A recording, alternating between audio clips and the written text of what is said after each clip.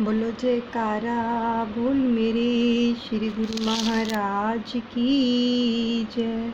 श्री परमहंस दयाले जी महाराज की जय। सर्वप्रथम हम अपने दादा गुरु महाराज जी के चरणों में लाखों करोड़ों बार दंडवत प्रणाम करते हैं। सभी परमहंसों के चरणों में भी दंडवत प्रणाम करते हैं। हम श्रवण करने जा रहे हैं अमर ज्योति दर्शन पंचम पातशाह जीवन लीला। तो बड़े ही प्रेम से श्रवण कीजिए। सबसे पहले वंदना करते हैं, आशीष लेते हैं। दादा गुरुदेव अनुचित क्षमा करें। मेरे दादा गुरु महाराज तुमको लाखों प्रणाम, तुमको लाखों प्रणाम। मेरी बिगड़ी बनाने वाले तुमको लाखों प्रणाम, तुमको लाखों प्रणाम। कोटि कोटि प्रणाम, कोटि कोटि प्रणाम। मेरे हापू बाबा जी तुमको लाखों प्रणाम, तुमको लाखों प्रणाम। सहित देही उड़ जाने वाले तुमको लाखों प्रणाम, तुमको लाखों प्रणाम। कोटि कोटि प्रणाम। आँखों के सामने सुंदर दीदार का रसपान कीजिए और श्वासों के साथ शब्द का जाप चलता रहे। कानों से रसपान करेंगे श्री वचनों का। पंचम पातशाह सतगुरुदेव भगवान जी ने जो वचन फरमाए बड़े ही प्रेम से श्रवण कीजिए। जीव को यह मानुष जन्म पिछले जन्मों के पुण्य के फल स्वरूप प्राप्त हुआ है। जिस प्रकार नदी से पार उतरने के लिए आवश्यकता होती है, ऐसे ही भवसागर से पार उतरने के लिए नदी को पार करने के लिए नाव की आवश्यकता होती है। फरमाया ऐसे ही भवसागर को पार उतरने के लिए शरीर की एक जरिया है। ये शरीर है जो एक जरिया है। श्री रामचरितमानस में भी वर्णन आता है। नर तन भव बारिधि कहूँ बेरो, सन्मुख मरुत अनुग्रह मेरो। कर्णधारि सतगुरु दृढ़ नावा, दुर्लभ साज सुलभ करी पावा। भगवान राम निज मुख से फरमाते हैं कि यह मनुष्य का शरीर भवसागर से तरने के लिए जहाज है। मेरी कृपा ही अनुकूल वायु है। सतगुरु इस मजबूत जहाज के कर्णधार यानी माझी हैं और इस प्रकार दुर्लभ और कठिनता से मिलने वाले जीव को सुलभता से प्राप्त हो गए हैं। देखो, हमें भवसागर से पार कराने के लिए सतगुरु मांझी बन जाते हैं और यह दुर्लभ तन इसे मालिक की कृपा से ही मिला है। मालिक की कृपा से ही इसे पूर्ण सत्पुरुषों की संगति का संयोग प्राप्त हुआ है। महापुरुष ही भवसागर से पार उतरने वाले बेड़े के माझी हैं। भवसागर से जो पार उतारने वाला बेड़ा, उसके माझी कौन है? सतगुरु। जो इस बेड़े पर सवार हो जाता है, निश्चय ही माया की दलदल से निकलकर सुख रूप बन जाता है। गुरुमुखों का यह कर्तव्य है कि इस दुर्लभ मानुष तन को पाकर महापुरुषों ने जो भक्ति के साधन नियम बना दिए हैं, उन पर पूर्णतः अमल करके अपने इस जीवन से भरपूर लाभ उठाकर लोक और परलोक दोनों को संवार ले। श्री वचनों के अनमोल मोती पाकर समस्त संगत धन्य धन्य हो उठी। और श्री सतगुरुदेव महाराज जी की जय जयकार करने लगी। महापुरुषों के चरणों में आकर जीव को 68 तीर्थों के स्नान का फल प्राप्त हो जाता है। आज मुरादाबाद के गुरुमुखों की सभी मुरादें जो थी वो पूर्ण हो गई। प्रेमी जन सतगुरु की रहमत व अपार प्रसन्नता पाकर फूले न समा रहे थे और आज उन्हें जो निधि प्राप्त हुई उसके आगे तीनों लोकों की संपदा भी तुच्छ थी। प्रेमियों ने श्री चरणों में विनय की कि हमें पुनः शीघ्र ही अपने श्री दर्शनों से कृतार्थ करना, ताकि हमारा जीवन भक्ति की चमक से रोशन होता रहे। तो श्री प्रभु ने मुस्कुराते हुए फरमाया, हम सदा आपके अंग संग हैं। यदि भक्ति के नियमों की निरंतर श्रद्धा भावना से पालना करोगे तो अपने हृदय में हमें ऐसे ही साक्षात पाओगे जैसे इस समय दर्शन लाभ प्राप्त कर रहे हो। ये वचन श्री पंचम पातशाह सतगुरुदेव भगवान जी ने प्रेमियों को फरमाए। प्रेमियों ने विनती की कि आप हमें इसी प्रकार दर्शन देते रहना, निहाल करते रहना। तो आगे से प्रभु ने फरमाया कि अगर आप नियमों की पालना तन्मय होकर करते रहोगे तो हमें अपने हृदय के अंदर ही विराजमान पाओगे और साक्षात पाओगे। तो सभी प्रेमी जन नतमस्तक हो श्री प्रभु जी की जय जयकार करने लगे। अब आ रहा है लोधीपुर। मुरादाबाद के प्रेमियों को अनंत खुशियाँ बख्शकर श्री प्रभु जी ने अब लोधीपुर में पदार्पण किया, वहाँ पर कृपा की। तो वहाँ के प्रेमी जनों को तो अपनी आँखों पर विश्वास ही नहीं हो रहा था कि महाप्रभु जी अपने कोमल तन पर कष्ट उठाकर उनके छोटे से गांव में पधार कर उन्हें श्री दर्शनों की सौगात से मालामाल करेंगे। हर्षातिरेक में उन्हें कुछ भी सूझ नहीं रहा था, बहुत खुशी हो रही थी। तो उनके आनंद की कोई भी सीमा नहीं रही। जब महाप्रभु जी ने श्रीमुख से उन सबको श्री अनंतपुर में आने की आज्ञा फरमाई तो महापुरुषों की अपार कृपा को पाकर वे उनका आभार प्रकट करते हुए कृत्य हो गए। अब बुलंदशहर श्री प्रभु जी के शुभ आगमन का सुखद समाचार पाकर बुलंदियों को छूने लगा। हर हृदय उल्लासित हो उठा। जैसे ही श्री कार को सम्मुख देखा तो श्री प्रभु जी का दर्शन पाकर प्रेमियों के दिल रोमांचित हो उठे। आँखों से प्रेमाश्रु की धाराएं बहने लगी। प्रभु मिलन की अनूठी खुशी जो थी आत्मा को आह्लादित करने लगी। श्री सतगुरुदाता दयाल जी ने उन्हें आत्मबोध करवाते हुए श्री वचनों में फरमाया। महापुरुष जीव को सुजाग करते हुए अपनी वाणी में फरमाते हैं। तो बड़े ही ध्यान से वचनों को सुनिए। कबीरा ये तन जात है, सके तो ठोर लगा, कै सेवा कर साधकी, कै गुरु के गुण गा। जीव को जो यह मानुष तन मिला है यह कुछ समय के लिए मिला है। इसे गिनती के श्वास मिले हैं। ये श्वास हर पल हर क्षण में घटते जा रहे हैं, जिससे जीव मृत्यु की ओर अग्रसर हो रहा है। बड़े ही सुंदर वचन है, ध्यान से सुनिए।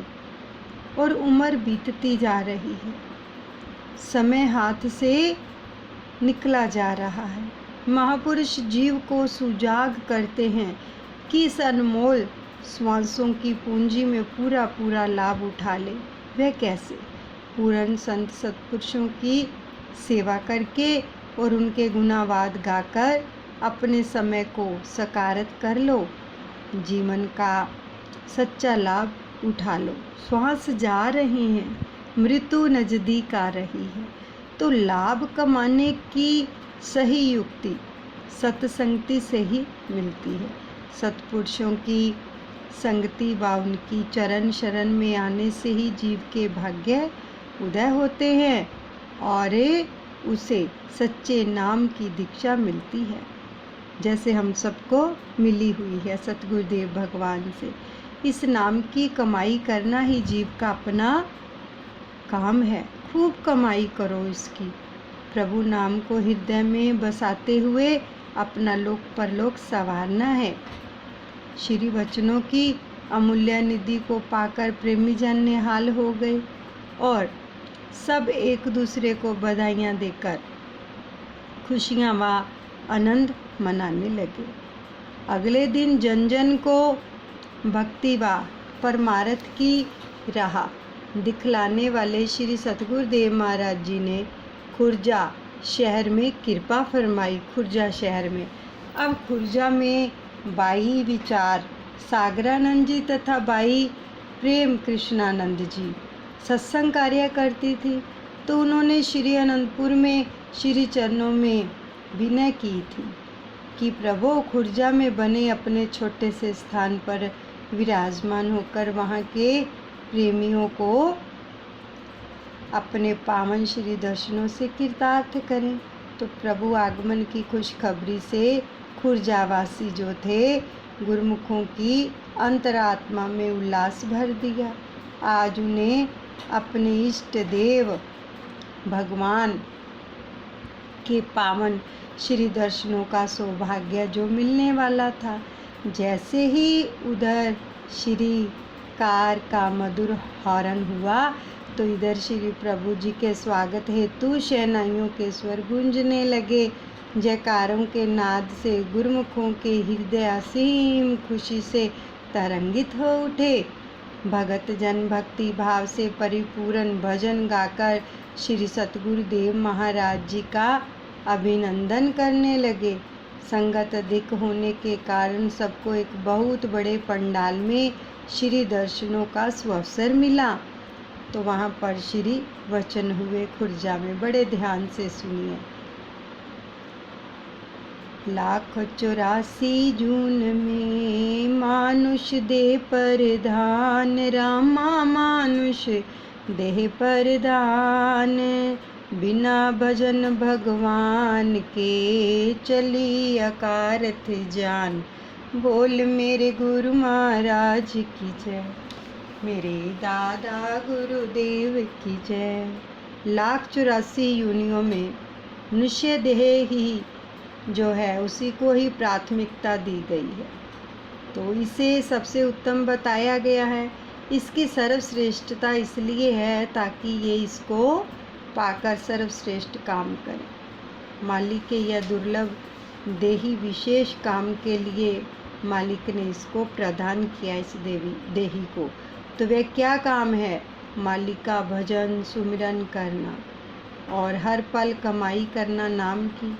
वह निश्चय ही भवसागर से पार हो जाता है। यदि इस काम को नहीं किया और अपने समय को दुनिया के झूठे धंधों में गंवा दिया तो सिवाय पछताने की और कुछ भी हासिल नहीं होगा। तो महापुरुष इसलिए जीव को आगाह करते हैं और उसे सच्ची व लाभ वाली वस्तु कमाने की हिदायत देते हैं, जो कि इस लोक में भी उसके काम आ सके और परलोक में भी जो है सम्मान दिला सके। आप सब गुरुमुख हैं, आपका यही कर्तव्य हो जाता है कि महापुरुषों के द्वारा बताए गए मार्ग का अनुसरण करके भक्ति के नियमों की पालना करके अपने जीवन को सफल बनाएं। वचनों में जीवन की सार्थकता के भेद को जानकर गुरुमुख जन जो थे वो सचेत हो गए और श्री चरणों में कोटि कोटि आभार प्रकट करने लगे। प्रस्थान का समय जो था समीप आ गया, वहाँ से प्रस्थान करने का श्री गुरु महाराज जी का। परंतु प्रेमियों के नयन भी अभी श्री दर्शनों से तृप्त नहीं हुए थे। बार बार श्री चरणों में पुनः जल्दी आने की प्रार्थना करने लगे।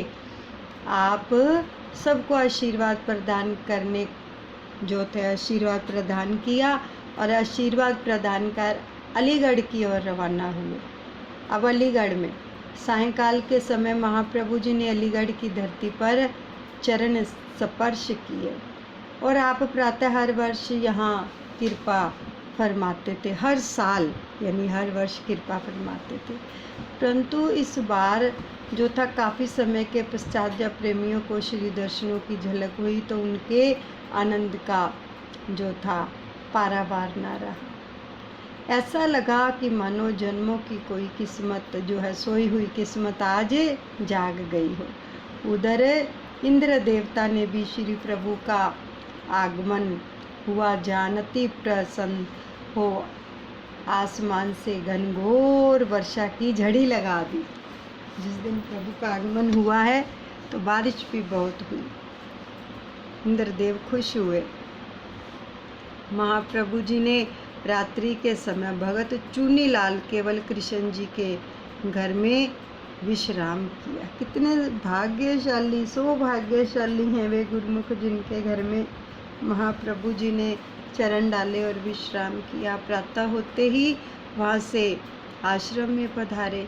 श्री आरती पूजा के पश्चात वचनों की दिव्य दात को पाकर सब प्रेमी जन आत्मविभोर हो गए और सब चकोर की न्यायी श्री चंद्रमुख की ओर निहार रहे थे और पलके झपकने का नाम ही नहीं ले रही थी।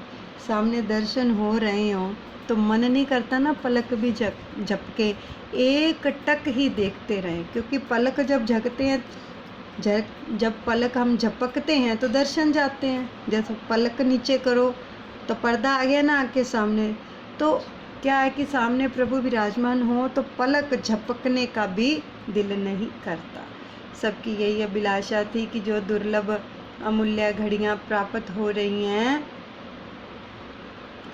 उनसे पूरा भरपूर लाभ उठा ले। वहाँ पर एक प्रेमी परिवार श्री चरणों में उपस्थित हुआ। उन्होंने अपने हृदय के भावों को एक शब्द के रूप में गायन करते हुए कहा। बड़े प्रेम से सुनिएगा, ये गुरुवाणी का शब्द है। दरमादे ठाडे दरबार तुझ बिन सुरत करे को मेरी दर्शन दीजिए खोल की वार।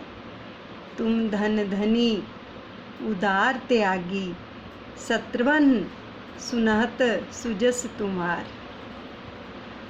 मांगू काही रंग सब देखूं तुम ही ते मेरो निस्तार। जयदेव नामा विप सुदामा तिनको कृपा भई है अपार। दर्शन दीजिए खोल की बार। अर्थात हम विनम्र भाव से आपके दरबार में उपस्थित हुए हैं। आपके सिवाय कौन हमारी संभाल कर सकता है। हमें अपने दर्शनों से भरपूर कर दीजिए। आप अति धनी उदारचित और सर्वज्ञ हो। हमने अपने कानों से आपकी ऐसी महिमा सुनी है कि सारा संसार तो भिखारी है, फिर हमारा निस्तार तो आपसे ही है। जयदेव नामदेव और सुदामा पर अत्यंत कृपा कर उनका उद्धार किया और हम आपकी शरण में आए हैं, हमारा भी उद्धार कर दीजिए। तो उनके भाव से भरे इस शब्द को सुनकर श्री सतगुरुदेव महाराज जी ने फरमाया कि आप सब गुरुमुख हैं, भिखारी नहीं हैं, भाग्यशाली हो। आज तो तुम्हारे जन्मों के पुण्यों का खजाना खुल गया है। तुम सच्चे धनवान हो। आपके कई जन्मों के पुण्य एकत्रित हुए हैं जो आप सौभाग्य से ऊंचे व आलीशान दरबार में आए हैं। आप सुख आनंद और शांति के द्वार पर पहुंच गए हैं। सतगुरु की शरण सब सुखों की दाता है। यह बड़े भाग्यों से मिलती है। देखो कितने सुंदर वचन फरमा रहे हैं कि भिखारी नहीं हुआ। जब गुरुमुखों ने बोला कि हम भिखारी हैं तो प्रभु ने फरमाया नहीं, आप भिखारी नहीं हो भाग्यशाली हो। तो आज के बाद कभी अपने आप को भिखारी मत कहिएगा, हम भाग्यशाली हैं, सौभाग्यशाली हैं। तो कृपा करे जिस पार ब्रह्म होवे साधु संग, जिस पर पार ब्रह्म परमेश्वर की कृपा हो जाती है, उसे ही सत्पुरुषों की संगति का जो है संयोग मिलता है। उन्होंने विनय की, प्रभु यह हमारे पुण्यों का फल नहीं है, आपकी असीम अनुकंपा के प्रताप से आपके दरबार में आपके श्री दर्शन का जो है परम सौभाग्य मिलता है। महात्मा रोशनानंद जी या महात्मा दर्शनानंद जी उस समय वहाँ पास ही खड़े थे। तो उन्होंने जैसे ही श्री वचन श्रवण किए तो एक दूसरे से कहने लगे, महापुरुष एक ही ज्योति स्वरूप होते हैं, समय समय पर वे ही अपने निराले ढंग से सत्संग के द्वारा गूढ़ रहस्य प्रकट करते हैं। तो देखा महात्मा जी श्री परमहंस दयाल जी महाराज जी ने श्री आरती की रचना के समय भगत साहिब चंद जी को कहा था कि आप मूर्खन की जगह भाग्यशाली लिखो, जो सतगुरु की शरण में आ गया वह भाग्यशाली है। जब रचना हुई थी श्री आरती की तो भगत साहिब चंद जी ने ये लिखा था कि हम जैसे मूर्खन को गृह दर्शन दीना।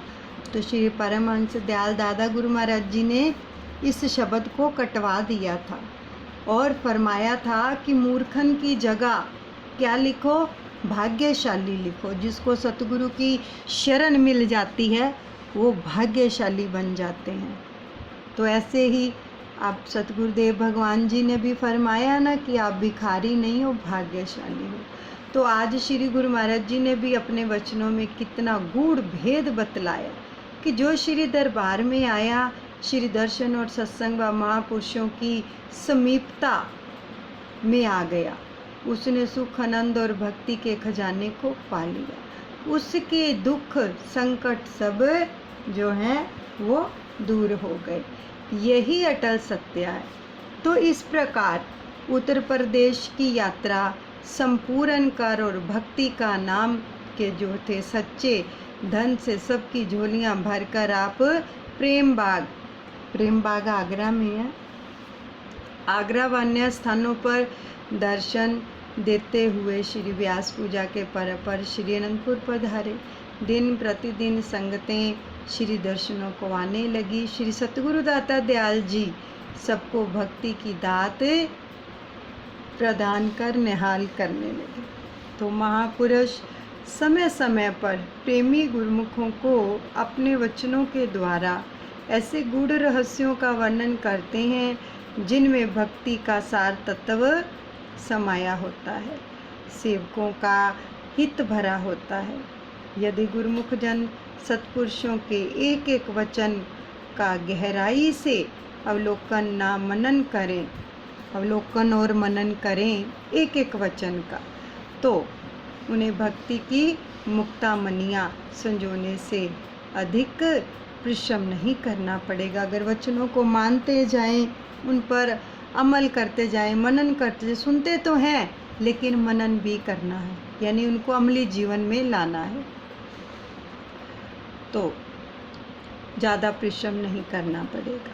महापुरुष हर समय जीव को रूहानी लक्ष्य पर पहुंचाने का मार्ग बतलाते हैं, जिसे स्वयं समझ पाना जीव बुद्धि से परे की बात है और उनके प्रत्येक वचन एवं हर कार्यवाही में जीव का हित भरा होता है।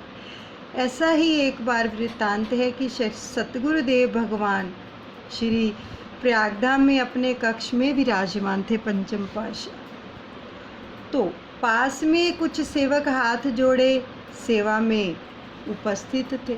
श्री प्रभु जी ने मौजवश भगत गुरचरण जी यानी महात्मा योग धर्मानंद जी, गुरचरण महात्मा जी सभी जानते हैं ना, निजी सेवा में हुआ करते पंचम पातशाह की, महात्मा योग धर्मानंद जी को संबोधित करते हुए फरमाया कि बाहर जाकर देखो कि मौसम कैसा है।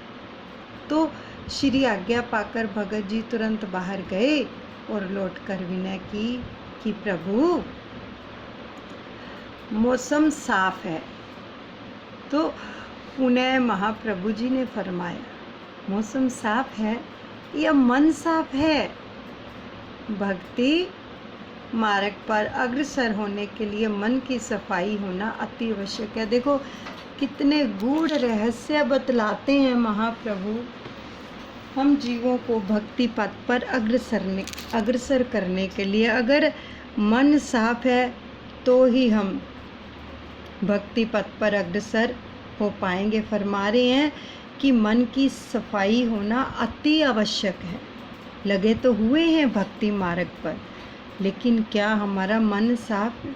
मन के अंदर किसी के प्रति ईर्ष्या, द्वेष, छल, कपट, चोरी, यारी ये सब चीज़ें तो नहीं है, क्योंकि फरमा रहे हैं कि मन की सफाई होना बहुत ही जरूरी है। जब तक प्रभु ने फरमाया कि जब तक मन साफ व निर्मल नहीं होगा तब तक जीव महापुरुषों की प्रसन्नता प्राप्त नहीं कर सकता। चाहे जितनी मर्जी पोस्ट बड़ी हो सेवा के अंदर भी, चाहे निजी सेवा में ही क्यों ना हो, लेकिन अगर मन साफ नहीं है, प्रभु फरमा रहे हैं, तो महापुरुषों की, अपने सतगुरुदेव भगवान की प्रसन्नता को जीव प्राप्त नहीं कर सकता है। जब तक जीव महापुरुषों की प्रसन्नता को प्राप्त नहीं कर लेता तो उसे भक्ति रूपी चिंतामणि को पाना कठिन है। रामायण में भी वर्णन आया है, निर्मल मन जन सोई मोहे पावा, मोहि कपट छल छिद्र न भावा। भगवान राम जी फरमाते हैं कि मुझे केवल निर्मल मन वाला व्यक्ति ही पा सकता है, मुझे कपट, छल व चतुराई कतई पसंद नहीं है। प्रभु भी फरमा रहे हैं, श्री रामचरितमानस में भी आया है कि प्रभु को, भगवान को, अपने सतगुरु को हमेशा वो ही व्यक्ति पा सकता है जिसका मन निर्मल होगा, छल कपट से रहित होगा। तो हम खुद अपने अपने मन में झांक कर देखें, क्या हम सबका मन निर्मल है? हमारे मन के अंदर किसी के प्रति क्रोध भावना, छल कपट ये सब चीज़ें तो नहीं है। अगर हैं तो फिर हम प्रभु की प्रसन्नता को नहीं पा सकते। अगर प्रभु की प्रसन्नता पानी है तो इन सबको अपने दिल से दूर करो और साफ कर दो, तभी भक्ति मणि चिंतामणि, भक्ति रूपी चिंतामणि हमें मिल पाएगी, नहीं तो नहीं मिल पाएगी। तो यदि किसी के मन में मायावी विचार हों तो वे बाहर रूप से चाहे कितनी ही नज़दीक हो, देख लो ये वचन आ रहे हैं, बाहरी रूप से कितनी भी नज़दीकी हो, चाहे श्री गुरुमाई के पास ही क्यों ना सेवा करते हो नज़दीकी से, लेकिन यदि किसी के मन में मायावी विचार हैं, चाहे वो पास है उनके, फिर भी वे प्रभु की आंतरिक कृपा से कोसों दूर रहते हैं। ये प्रभु फरमा रहे हैं। पंचम पातशाह सतगुरुदेव भगवान जी के वचनों को पकड़ लो, कॉपी पे नोट करो, इन वचनों को बार बार याद करो, उनको लिख के रखो, ताकि हम अपना मन साफ कर सकें, उनकी नज़दीकी को, उनकी कृपा को, उनकी प्रसन्नता को प्राप्त कर सकें। नहीं तो हम कोसों दूर हैं। फिर चाहे बेशक हर बार हम जाते हैं श्री दर्शनों पर, जितना मर्जी जाएं, जब तक मन साफ नहीं है तो कोसों दूर है। और जो नज़दीक हैं फरमा रहे हैं, अगर उनका भी मन साफ नहीं, वो भी कोसों दूर है। तो इसलिए गुरुमुखों को चाहिए कि वे अपने मन में किसी भी प्रकार की मलिनता ना आने दें, मन को सदैव सद्भावना, सुमति और सच्चाई के विचारों से भरपूर रखें। यहाँ पे बहुत ही सुंदर वचन आ रहे हैं, बहुत ही सुंदर। देखो अगर हम अपना कार्य भी करते हैं तो उसके अंदर भी हमें सच्चाई होनी चाहिए, सद्भावना होनी चाहिए। और सतगुरु के शब्द से जो है जोड़े रखें मन को, और अपने विचारों को सद्भावना से भरपूर रखें। इसी से ही जो है सेवक की भलाई है और इसी में ही महापुरुषों की प्रसन्नता है। पावन श्री वचनों को श्रवण कर भगत जी श्री चरणों में नतमस्तक हो गए और इसी प्रकार आप हर पल हर क्षण सेवकों के लिए हितप्रद वचनों की वर्षा कर सदैव उनका मार्गदर्शन करने में तत्पर रहते। देखो, एक इतना फरमाया कि बाहर देख के आओ मौसम कैसा है, तो उन्होंने आकर बोला मौसम साफ है। तो सतगुरुदेव भगवान ने बोला, वचन फरमाए उनको, कितने प्रेम से बोले प्रभु, क्या वचन फरमाए कि मौसम साफ है या मन साफ है। देखो, तो कितने गूढ़ रहस्य बता दिए कि महापुरुषों की प्रसन्नता यानी हमारे पास तभी आ पाओगे अगर मन साफ है। तो ये प्रभु फरमा रहे हैं, इसलिए अपने मन की सफाई बहुत ज़रूरी है। बेशक जितनी मर्जी नज़दीकी है बाहरी रूप से, लेकिन वो बाहर की ही नज़दीकी है, सतगुरु की प्रसन्नता की नज़दीकी नहीं है, अंदरूनी नज़दीकी नहीं है, असल में बाहर से ही नज़दीकी है। इसलिए साफ़ करना है अपने मन को। इन वचनों को लिख लीजिए कि हमें अपने मन को साफ़ करना, अगर सतगुरुदेव भगवान की प्रसन्नता को पाना है, उनके नज़दीक रहना है सच में, अगर तभी हमें भक्ति रूपी मणि प्राप्त होगी। यहीं पर हम सत्संग को विश्राम देते हैं। सभी अपने दादा गुरु महाराज के चरणों में अर्पण करते हैं, अनुचित क्षमा करें। बोलो जयकारा बोल मेरे श्री गुरु महाराज की जय। श्री परमहंस दयाल जी महाराज की जय।